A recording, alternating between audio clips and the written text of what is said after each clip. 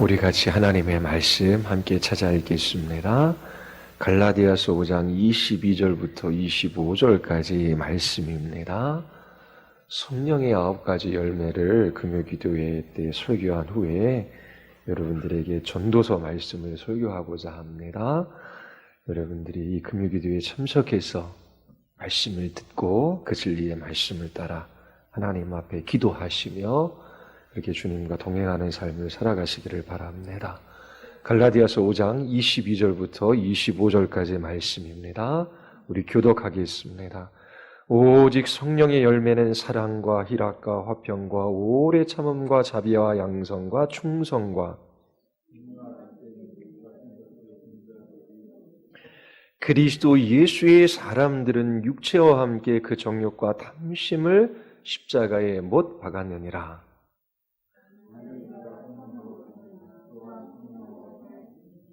아멘. 기도하시겠습니다. 거룩하고 자비로우신 하나님, 우리에게 은혜 베풀어 주셔서 주의 이름 앞에 모이게 하시며 주의 말씀을 듣고 기도하게 하여 주심을 감사드리옵나이다. 진리의 말씀으로 우리가 마땅히 걸어갈 길들을 밝히 나타내 보여주시기를 원하나이다. 성령께서 그 크신 능력으로 역사하셔서 주께서 보이신 그 길로 나아가게 하여 주시옵소서. 거룩한 하나님의 자녀들로 나타나기를 원하나이다. 이 땅에서 하나님 사랑하고 그 사랑의 어떠함을 우리의 가족과 이웃들에게 나타나며 살아가기를 원하나이다. 이 시간 하나님의 선하심을 맛보아 알게 하여 주시고 주님의 말씀을 깊이 경험하는 복된 시간 되게 하여 주시옵소서. 성령께서 역사하여 주시기를 간절히 원하오며 예수 그리스도의 이름으로 기도드리옵나이다. 아멘.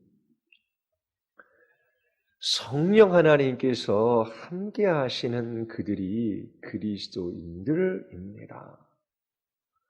하나님의 영이 그리스도인들과 함께 합니다. 그러므로 그리스도인들은 성령 하나님의 인도하심을 따라 살아갑니다. 성령께서 성경의 진리를 사용하셔서 우리가 마땅히 걸어가야 할 길들을 밝혀주십니다.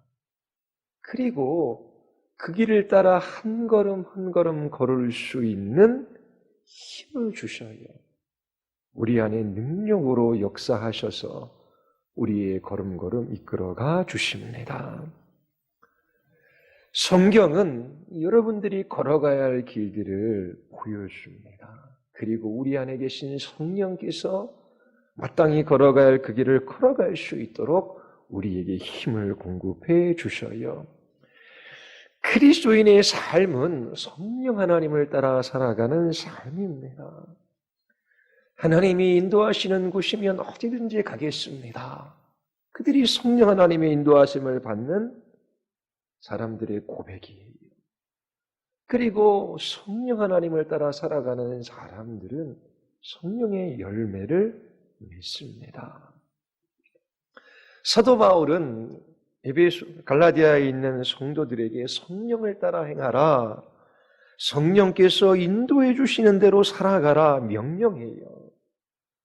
이 명령에 순종하기가 쉽습니까? 그렇지 않아요. 갈라디아서 5장 17절에서 말하는 육체의 소욕 때문입니다. 여기서 말하는 육체는 이 땅에 있는 것으로 자기 자신을 만족하기 위하여 애쓰는 자기 자신을 가리키지요. 육체는 결코 예수 그리스도 한 분으로 인하여 만족하지 못해요. 그 육체의 특징은 욕심입니다. 그 육체의 그릇된 욕망, 그 육체의 소욕, 육체의 욕심은 결코 이 땅에 있는 것으로 만족시킬 수가 없어요. 이 육체의 소욕으로 인하여 우리는 성령을 따라 살아가는 것이 쉽지가 않아요. 그리스도인들은 영적인 전쟁터에 부름받은 군사들이에요. 믿음의 선한 싸움을 싸워야 하는 것이지요. 성령님을 따라 행하기 위해서는 은혜의 방편을 사용해야 합니다.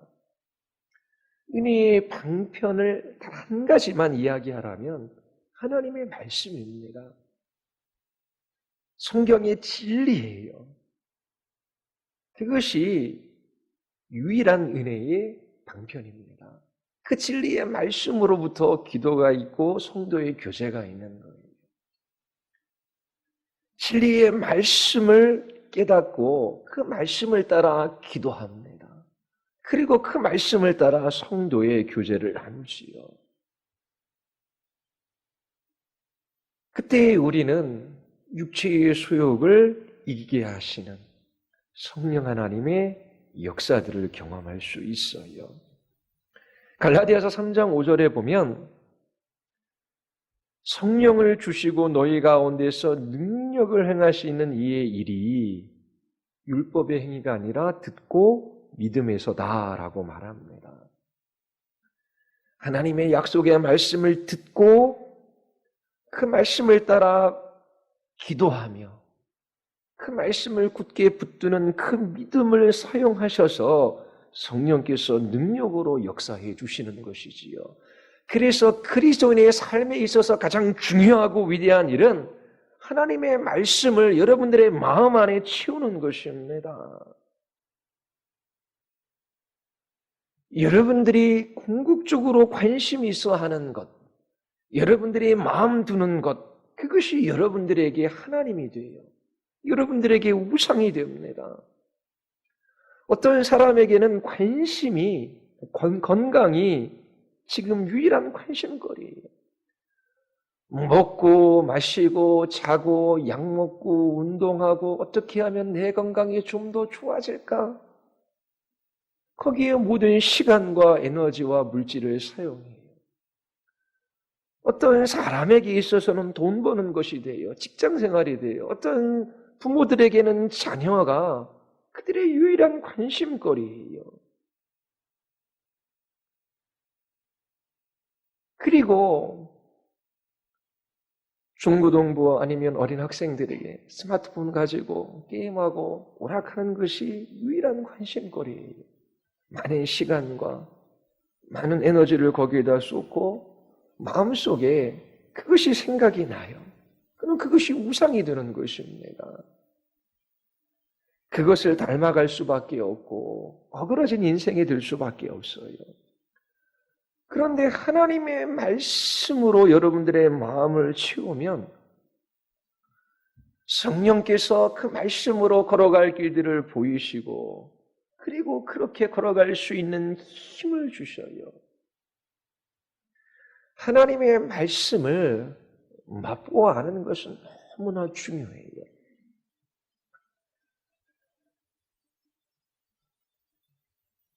TV에 보면 요리하는 프로그램들이 몇 년 전부터 많아졌다라 그러지요.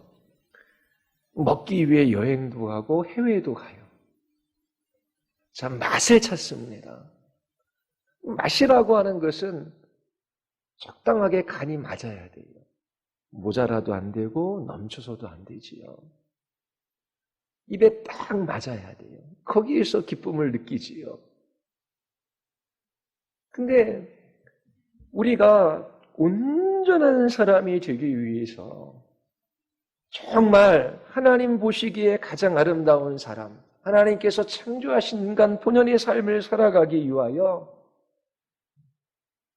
맛을 봐야 돼요. 하나님에 대한 맛. 너희는 여호와의 선하심을 맛보아 알지어다.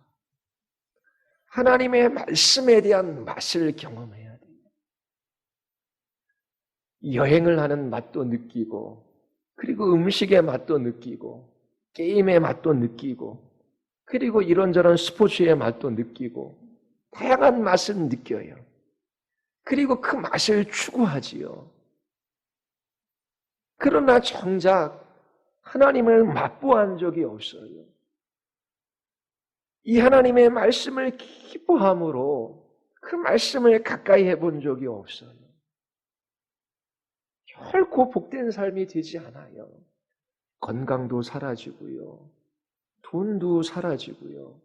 그리고 우리의 생명까지도 사라지는 그날이 다가옵니다.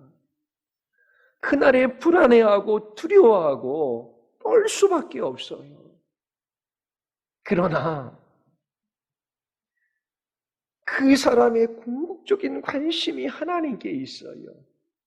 그분의 말씀을 자신의 마음에 채우는 것에 마음을 기울입니다. 그리고 기도해요. 그때의 그 말씀을 맛보게 하셔서 길을 보여주시고 그 말씀을 따라 살아갈 수 있는 성령의 능력이 무엇인지를 알게 돼요.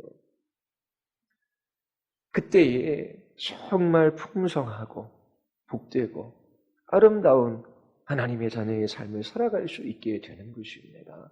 그런데 거듭난 그리스도인, 주님의 제자를 일컫는 받는 모든 그리스도인들은 이게 무엇인지를 조금 맛보아 아는 사람이에요.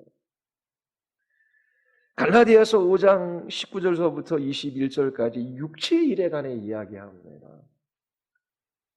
이거는 태어나서 그냥 인간 본성을 가지고 살아가는 사람들에게 나타나는 특징이에요. 음행, 더러움, 호색, 우상숭배, 주술, 원수 맺는 것, 분쟁, 시기, 분냄, 당지는 것, 분열, 이단, 투기, 술 취함, 방탕.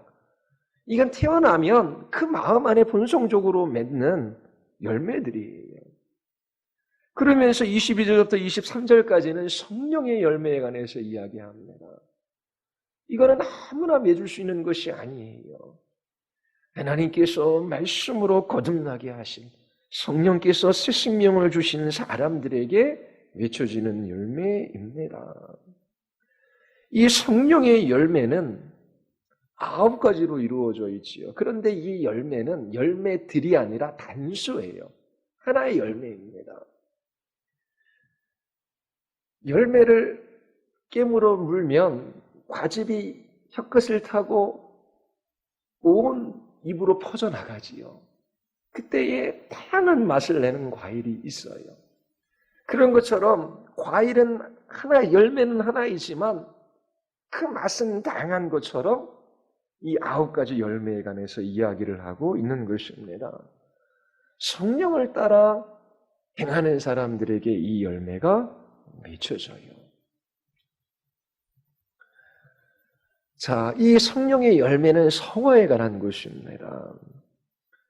이 성령의 9가지 덕목은 우리 안에 더 풍성해지고 더 깊어지고 더 넓어질 수 있어요.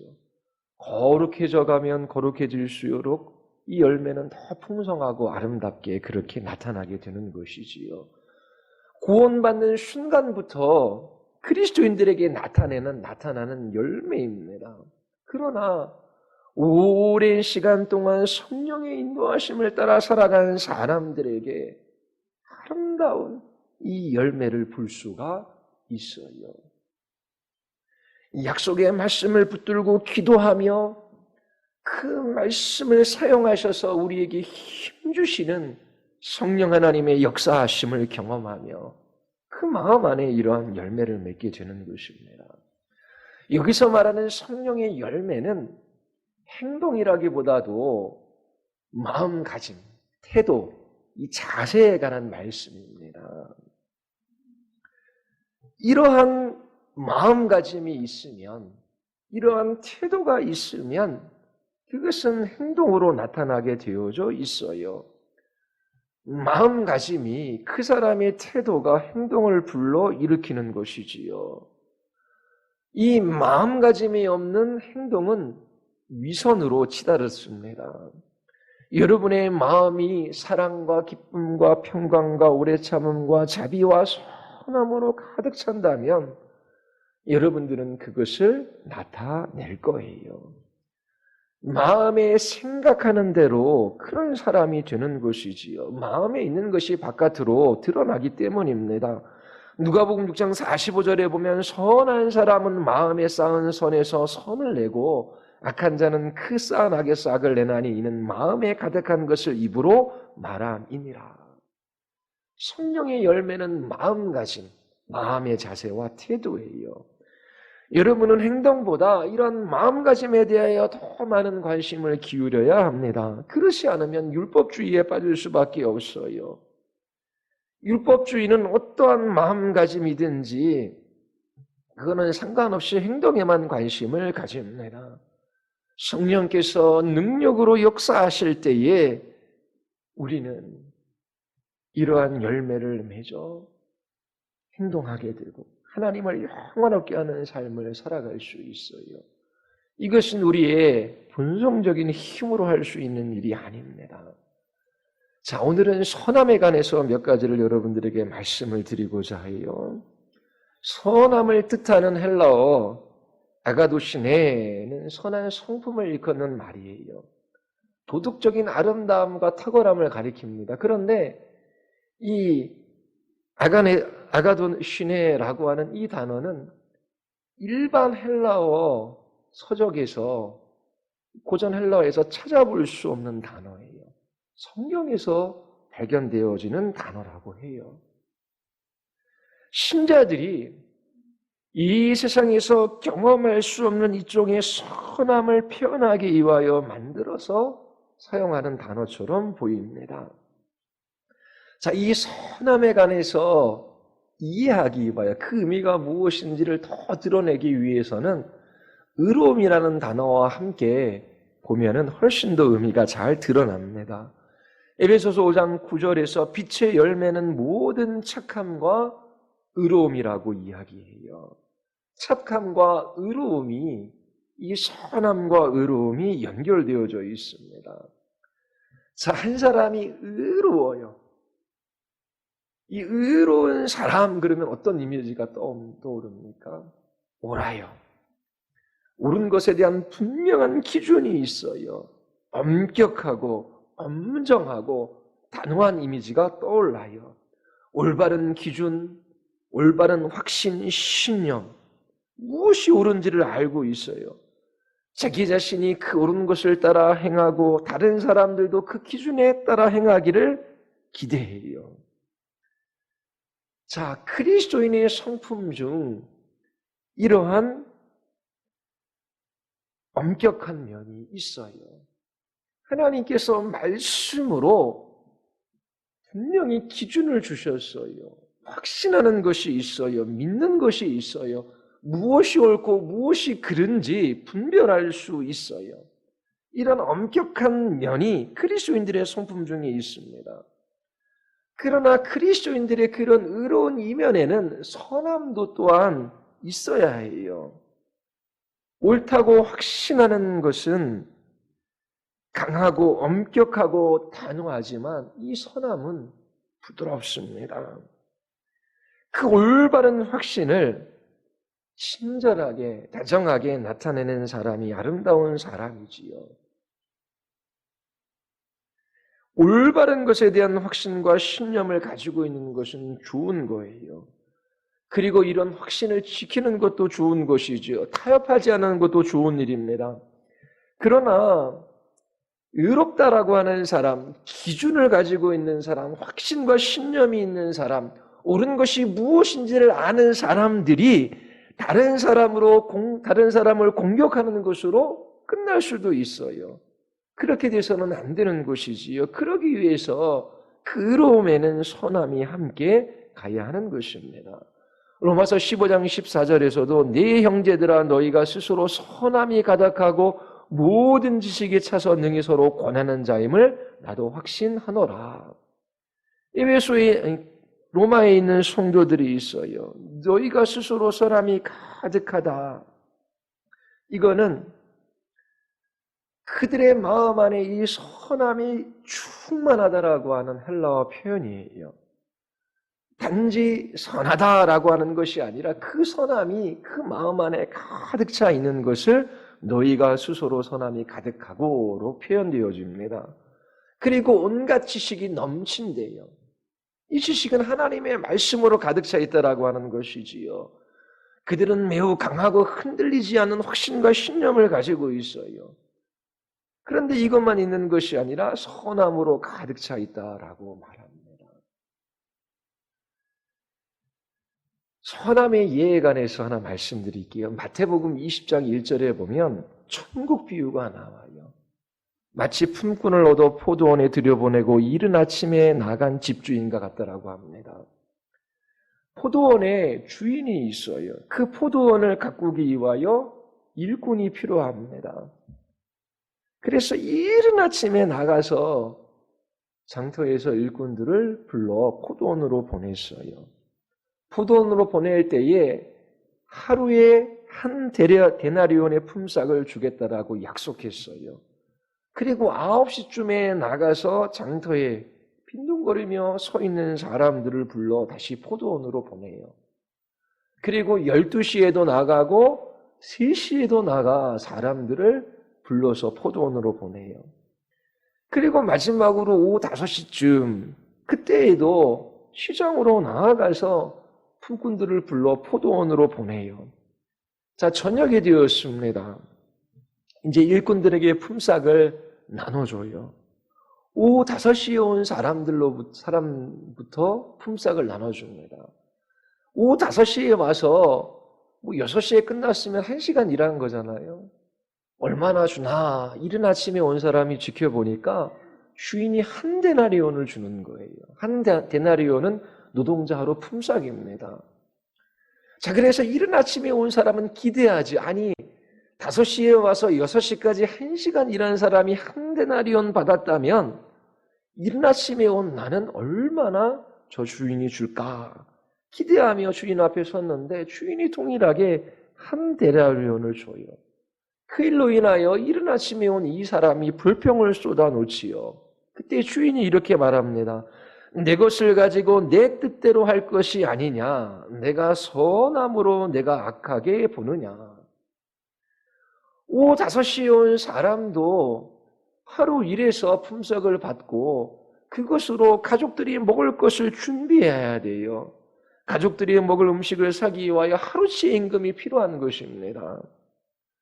포도원 주인이 5시에 온 사람을 엄격하게, 올바르게, 의롭게만 대한 것이 아니에요. 하루 품삯이 한 데나리온이면 1시간만 일했다면 한 아사리온, 2아사리온 정도 주면 되지요. 한 아사리온이 16분의 1 데나리온입니다. 2아사리온 정도 주면 될 거예요. 그런데 포도원 주인은 엄격하게 시간을 나눠서 그렇게 준 것이 아니라 그에게 필요한 하루치 품삯을 다 주었어요. 그 필요에 따라 선을 베푼 것이지요. 하나님이 이러한 분이심을 우리에게 나타내 보여주고 있어요. 하나님은 의로우신 분이십니다. 그리고 그분의 선하심이 미치지 않은 곳이 없지요. 느헤미야 9장에 보면 하나님께서 아브라함을 부르시고 어떻게 이스라엘 자손들을 이 애굽에서 이 가나안 땅으로 이끌어 가셨는지 그 하나님의 선하심이 얼마나 크고 위대한지를 기록하고 있어요. 다윗은 시편 23편에서 내 평생의 선하심과 인자하심이 반드시 나를 따르리니 내가 여호와의 집에 영원히 살리라. 여호와의 선하심이 영원히 계속된다라고 노래해요. 시편 27편 13절에서도 다윗은 내가 산자들의 땅에서 여호와의 선하심을 보게 될 줄 확실히 믿었도다. 다윗이 이 세상에 머무는 한평생 동안 주님의 선하심이 나를 따를 것이다 라고 하는 굳건한 확신이 있었어요. 그래서 시편 27편에 보면 악한 자들이 있고 원수들이 있고 대적자들이 있어서 다윗을 공격해요. 군대가 자신을 진쳐 둘러싸도 두렵지 않다라고 고백하고 있어요. 하나님만 의지한다라고 말합니다. 오후 5시에 와서 6시 1시간밖에 일하지 않았어도 그 선한 포도원 주인처럼 하나님께서는 내 평생에 내 일생에 선하심을 베풀어 주시는 하나님이신 것을 알고 있기 때문에 쫓기는 그 가운데서도 두려워하지 아니하며 하나님의 구원의 손길을 사모하며 기다리고 있는 다윗을 이 시편에서 볼 수 있습니다. 하나님은 이처럼 의로우시며 선하신 분이에요. 마태복음 1장에 보면 우리는 요셉의 선함을 볼 수 있습니다. 1장 19절에 보면 그는 의로운 사람이라고 표현하고 있어요. 약혼자인 마리아가 임신한 것을 알았어요. 너무나 큰 충격에 빠졌지요. 나의 정혼 여인 마리아가 저렇게 부정한 일을 할 사람이 아닌데 어떻게 이런 일들이 일어났을까? 도무지 이해할 수가 없었어요. 무엇을 해야 할지 몰랐지요. 그런 의로운 사람이었습니다. 그가 단지 의로운 사람이었다면 돌을 들어 마리아에게 던졌을 거예요. 구약의 율법에 따르면 그렇게 부정한 여인에게 돌을 던져도 무방한 것이지요.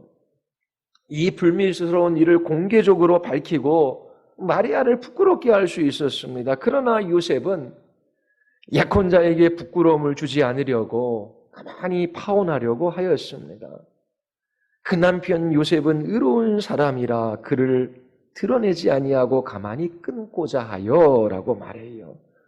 이것은 그의 의로움의 선함이 함께하기 때문입니다. 의로움이 선함으로 인하여 부드러워졌기 때문에 그래요. 우리는 하나님에게서 이것을 보는 것입니다. 하나님은 완전히 의로우신 분이셔요. 그분의 의로우심이 그분의 선하심에 의해 부드러워지지요. 의로우신 하나님은 반드시 죄를 심판하십니다. 그러나 선하셔요.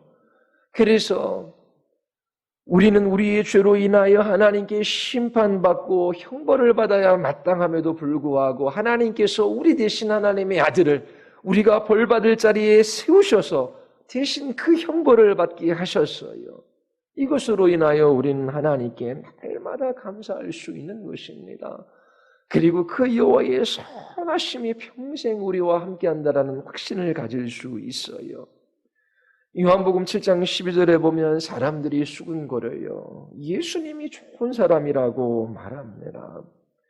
마태복음 12장 8절에서 예수님은 이사야서 42장의 말씀을 인용하셔서 다음과 같이 말씀하셔요. 보라 나의 택한 종 곧 내 마음에 기뻐하는 바 나의 사랑하는 자로다. 내가 내 영을 그에게 줄 터니 그가 심판을 이방에 알게 하리라. 메시아에 대한 이사야 선지자의 예언이지요. 이 메시아로 오신 예수님께 성령이 임하면 이방 사람들에게 심판을 선포할 것이라고 하는 예언이에요. 그리고 나서 이어지는 구절에 그가 다투지도 아니하며 들레지도 아니하리니 아무도 길에서 그 소리를 듣지 못하리라. 상한 갈대를 꺾지 아니하며 꺼져가는 심지를 끄지 아니하시기를 심판하여 이길 때까지 하리라. 정의가 이길 때까지 그분은 상한 갈대를 꺾지 않고 꺼져가는 심지를 끄지 않을 것이다 라고 하는 이사야 예언의 말씀을 인용한 것입니다. 예수님은 왕 중의 왕이셔요. 이 정의가 승리하는 것을 위해 오셨어요. 그러나 상한 갈대를 꺾지 않으십니다. 목동들이 갈대를 꺾어서 피리를 만들어 불곤 했어요. 피리를 불다가 침이 찹니다. 그러면 그 피리를 버려요.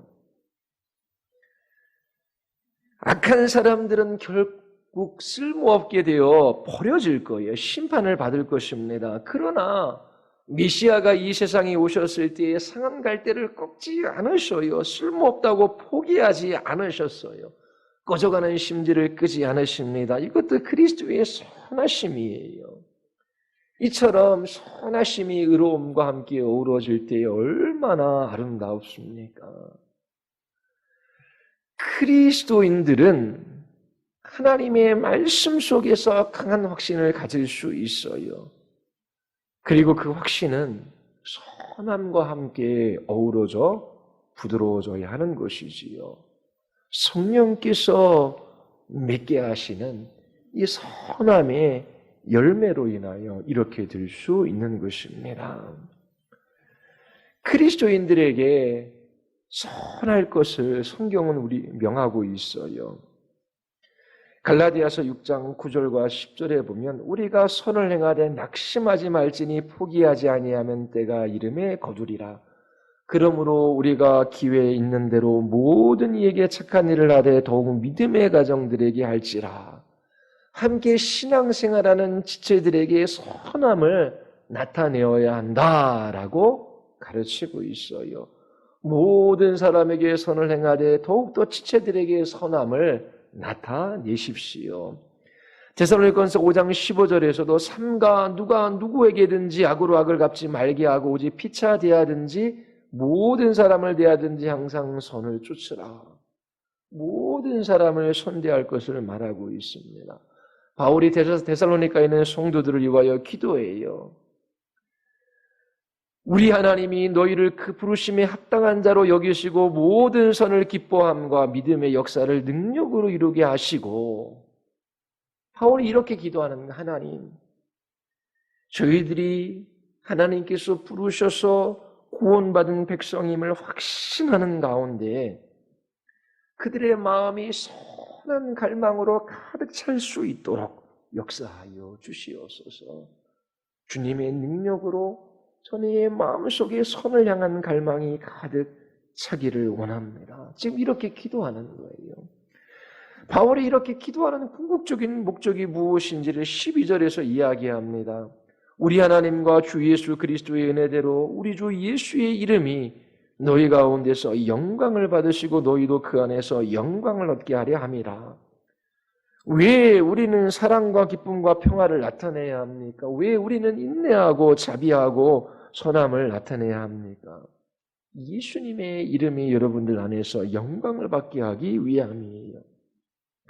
사랑, 기쁨, 평강, 인내, 자비, 이 양선, 이 선함은 이 시대에 찾아보기 어려운 덕목입니다. 이런 것들은 이 세상 사람들이 살아가는 삶의 방식, 그들이 가지고 있는 마음의 태도가 아니에요. 대신 세상 사람들은 악함과 불결, 음란, 중독, 미움, 반목, 질투, 분노, 분쟁, 불화, 파멸, 시기, 무절제로 가득 차 있습니다. 이러한 성령의 열매를 맺는 사람들은 복음이 능력 있음을 증명하는 사람들이에요. 하나님을 영화롭게 하는 사람들이죠. 이것이 우리를 부르셔서 성령을 따라 살아가게 하신 이유예요. 성령을 따라 행하라. 기억하신지는 모르지만 맨 처음 시작했을 때에 성령을 따라 행하는 것이 무엇인가? 왜 성령을 따라 행해야 되는 것인가? 어떻게 성령을 따라 행하는 것인가? 여러분들에게 말씀을 드렸어요. 하나님의 인도하심을 하나님께서 이끄시는 곳이라면 어디든지 가는 거예요.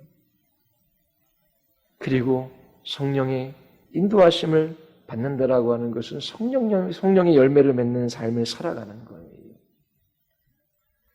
성령을 따라 행하는 자들이 육체의 소욕을 이길 수 있어요. 그리고 들어 믿음으로 성령께서 그 크신 능력을 우리 안에 나타내 보여주십니다. 하나님의 약속의 말씀을 붙들고 기도하며 그렇게 성령의 인도하심을 구하는 자들 안에 성령께서 역사하셔서 이러한 열매를 맺게 해 주시는 거예요. 여러분의 마음의 태도, 자세, 마음가짐 한번 살펴보십시오. 정말 중요한 것은 하나님의 말씀으로 여러분들의 마음이 기울어져야 해요. 그 말씀을 맛보아야 돼요. 하나님을 맛보아하는 것이 있어야 합니다. 그렇지 않으면 말씀 속에서 의로움을 주장해요. 확신이 있어요. 신념이 있어요. 그런데 그것으로 인하여 사람들을 공격합니다. 또 마음은 부드럽고 선해요. 온유해요. 그러나 분명한 기준이 없어요. 그래서 이리 갔다 저리 갔다 하는 삶을 살아가요. 선함도 좋고 의로움도 좋지만 이것이 나뉘어질 때 거기에 아름다움이 없어요. 풍성한 삶이 없습니다. 그러나 이처럼 하나님의 말씀이 우리의 마음 안에 가득 차고 성령께서 역사하실 때에 성령의 인도하심과 도우심을 구할 때에 그 말씀을 들어 믿게 돼요. 그 말씀을 맛보게 돼요. 그래서 풍성하고 아름다운 하나님의 자녀의 삶을 살아갈 수 있는 것입니다. 우리의 마음은 날마다 전쟁터예요. 나에게 잘해주는 사람, 잘해줄 수 있어요. 나를 사랑해주는 사람 사랑할 수 있어요. 그러나 그리스도인들은 누군가 나를 사랑해주지 않고 존중해주지 않고 나를 핍박한다라고 할지라도 여호와의 선하심이 일평생 우리와 함께하기에 그분을 바라며 그 말씀을 붙들고 성령의 역사하심을 사모하며 이 열매 맺는 삶을 살아갈 수 있는 것입니다. 건강을 잃어도 돈이 없어도 죽음 앞에 서도 어떠한 형편과 상황 속에 있어도 들레거나 그 모든 것으로 인하여 두려워하거나 걱정하지 않고 거기에서 그리스도의 이름을 나타내는 이 영광스럽고 아름다운 삶을 살아갈 수 있는 것입니다. 정말 예수 그리스도를 아는 것은, 주님의 말씀 앞에 설 수 있는 것은 너무나 큰 복입니다. 가장 위대하고 놀라운 일이에요. 정말 중요한 것들을 가치 있게 여기고 정말 소중한 것들을 사랑하며 여러분들이 이 말씀을 따라 그렇게 성령의 인도하심을 따라 복된 그리스도인의 이 열매들을 맺을 수 있게 되기를 바랍니다. 우리 같이 기도하시겠습니다. 우리 이 시간 기도할 때 우리 하나님 앞에 감사합시다. 하나님, 우리에게 일어나는 일 때문에, 우리의 주위에 있는 사람들 때문에 하나님, 우리의 마음이 요동칩니다. 기뻤다가 슬프기도 하고 뭔가 좋은 일인 것 같지만 공허함이 밀려들어오고, 그리고 좋은 날 같지만 또 이내 먹구름이 몰려오는 그러한 시간들이 있습니다. 하나님, 환경이나 상황이나 사람이나 이 세상의 그 무엇에 우리의 마음을 두지 말게 하시고 날마다 그리스도를 바라보게 하여 주시옵소서. 우리의 말씀을 주님의 말씀에, 우리의 마음이 주님의 말씀에게로 기울어지게 하시고 부지런히 함께 말씀을 듣고 기도하며 또 그 말씀으로 교제하는 자리에 서게 하여 주시옵소서. 하나님, 연약함으로 실패하고 넘어져서 좌절하고 이 세상을 쫓는 그러한 인생들을 하나님께서 돌이키게 하사 정말 주님과 함께하는 이 복을 누리게 하여 주시옵소서. 하나님, 저희들의 인생의 연수가 더할수록 더 풍성하고 더 아름다운 이 열매들을 맺게 하여 주시옵소서.